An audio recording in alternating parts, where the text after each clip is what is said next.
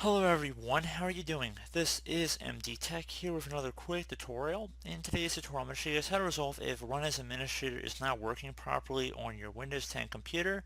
So you should hopefully be able to resolve the problem without too much of a hassle here. And without further ado, let's go ahead and jump right into it. So we're going to start by opening up the Start menu. Just left click on the Start button one time. Type in NET, so N-E-T, P-L-W-I-Z. Best match should come back with that exact same thing that we typed in.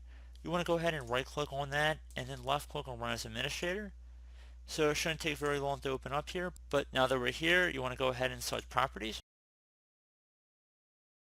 Now you want to select Group Membership up at the top, and you want to make sure Administrator is selected here, so go ahead and just select Administrator. If it's set to Standard User, you want to select Administrator now, and then select Apply and OK. Close out of here. You must sign out and sign back in for the changes to take effect. So I would suggest restarting your computer. I selected no, but I would, if in your case, restart your computer, and hopefully that's resolved the problem.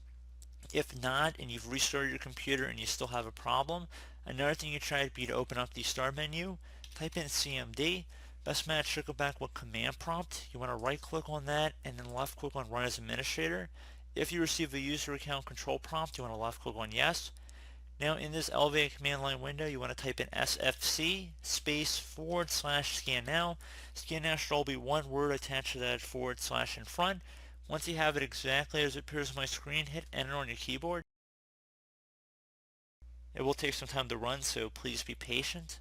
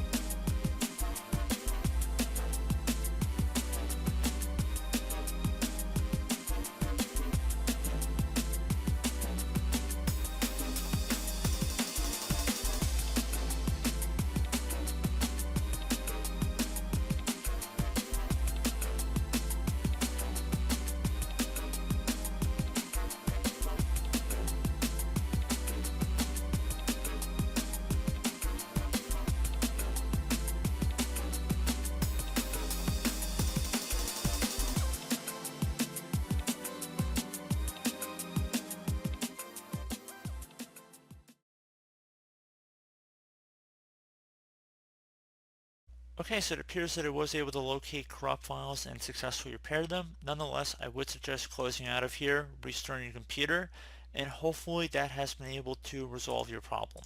So as always, thank you guys for watching this brief tutorial. I hope I was able to help you out, and I do look forward to catching you all in the next tutorial. Goodbye.